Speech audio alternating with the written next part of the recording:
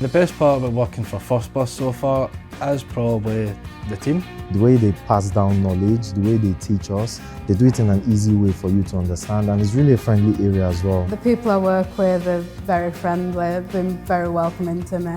They're welcoming and they're fun, they're like a family here. The best things I think are the fact the training that they receive. I mean, it's state-of-the-art facilities that they go to. There's a lot of support in terms of training programs that apprentices can do. On a day-to-day basis, it is mainly practical, so all hands-on. A lot better than sitting in a classroom and having to listen to lectures for hours on end.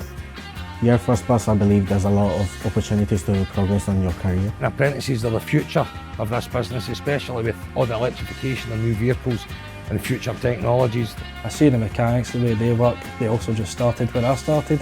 There's a lot of areas that they're working on, and they always need new people. The person I would think that will be successful in First Bus Apprenticeship program is someone that is really open-minded and someone that is willing to learn. Having an interest in vehicles or engineering certainly helps, but it's not a necessity. Just come in, do the best that you can do, you've got a job for life.